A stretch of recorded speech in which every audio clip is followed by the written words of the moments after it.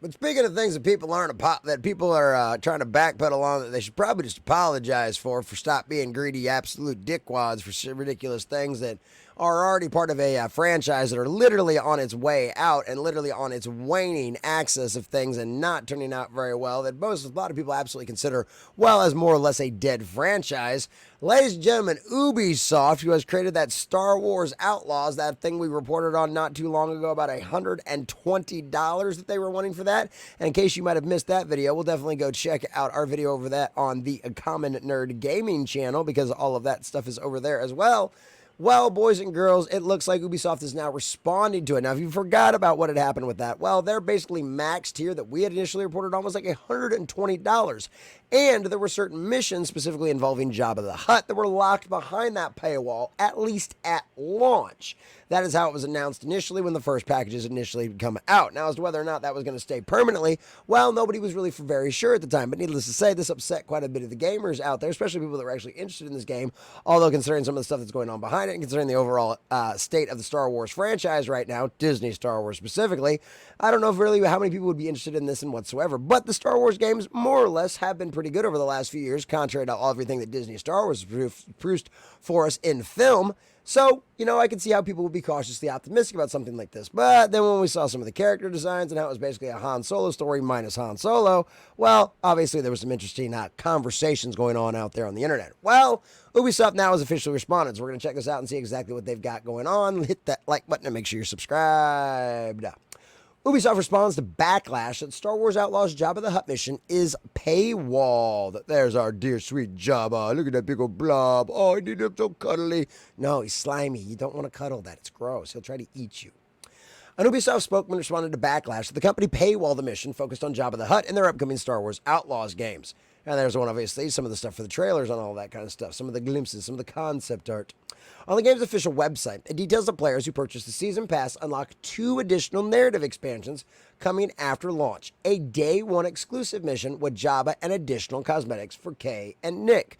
And the thing about it is like the cosmetic stuff doesn't bug me so much. It's like if it's just cosmetics, fine, whatever. If you want to pay for the shiny stuff. But if it's in-game mission stuff, like stuff that you like is going to add like more context or more story to that, I can't stand that kind of stuff. If I'm paying like $80 for a game, give me everything that's in the game. Give me all of the story. But this is one of these this is a lot of the stuff these companies have been doing as of late. And that's why the double A and like the indie games are just absolutely just exploding out there because they're a lot cheaper in most cases and they give you just as good of a quality game, if not more, with constant new updates and all kinds of really cool things coming out. I mean, look at Power World in the last month. They've had a lot of really cool updates. And look at Helldivers. It seems like we get a cool new update every single week. And those are both games that are not from AAA studios. They're more on the indie side of things and they're very, very affordable out there. And you're going to come out there and ask for me to what? Pay $120 to get missions unlocked on the first day? That's insane.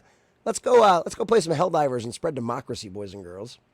Specifically discussing this job of the mission, the website reads, just as Kay is putting together a crew for the Canto Bight heist, she receives a job from Jabba the Hutt himself. Turns out the ND5 owes Jabba a debt from years ago, and he has come to collect. Right there, play exclusive Jabba the Gambit's mission at launch. The decision to lock the Jabba the Hutt mission behind the season's pass was heavily criticized. Eric Connon wrote on X, Ubisoft is openly embracing the dark side. Very nice. Need the pass to play Star Wars? Another user wrote, if it turns out to be the case, then I've completely lost all interest in this game. Just is so unnecessary, man. Reeks of greed. Exactly. Now, an Ubisoft spokesman has responded to these comments and others telling IGN to clarify. Jabba the Hutt and the Hutt Cartel are one of the main syndicates in the Star Wars Outlaws and will be part of the experience for everyone who purchases the game, regardless of edition. The Jabba's Gambit mission is an optional additional mission with the Hutt Cartel, along with Kay and Nix's journeys across the Outer Rim. This mission will be available to those who purchase the Season Pass or an addition to the game that includes the Season Pass, the spokesman confirmed. So yes, it is. Certain missions are behind a paywall. So you're going to pay $70, $80 for a game, and there's going to be missions you can't access because you didn't buy the special edition or you didn't pay the Season Pass. This is insanity. This is why AAA gaming studios are imploding right now. This is not the only controversy that Star Wars Outlaws has found itself embroiled in. The game has been accused of using bots in order to promote it. Social media analyst and YouTuber, master of the Total Defense Shogun, Great, very nice dude. Got to meet him and hang out with him and his lovely wife. Very nice folks. Shared on April 8th, Ubisoft has teased a new story trailer will be dropping tomorrow, April 9th, for their upcoming Star Wars games, Star Wars Outlaws. This game is said to be set in a gritty underworld setting, deviating from the traditional Jedi-focused Star Wars stories. However, it would seem Disney and Lucasfilm might not be too confident in the game, as the bots are once again out in force, running interference for the game. The bots seem to be claiming that the enhanced graphics and NVIDIA's advanced AI technology will make the game worth playing. Will the Force be strong with this one? And it's weird, yeah, like you wouldn't think that would be something that fans would actually be excited about. Like maybe there's a few tech geeks out there, like our friend Mark the Cyborg, who would be totally excited about things like that. But the average person out there, the average Star Wars fan, even the average Disney Star Wars fan is going to be like, well, what's about the story? What's going on inside of the story? What is this person going to go through? What's their hero's journey going to go look like? But no. These fans out there, these quote-unquote fans out there on X, are somehow talking about the hardware excessives on it? Does seem a little odd, doesn't it? So the game's community manager, Shauna Jones, also appears to have an animus against white men in numerous social media posts. Oh, color us shocked there. Some females in charge of a video game, in charge of a AAA studio, in charge of one of the largest franchises, formerly largest franchises, in all of human Western civilization's known history. And,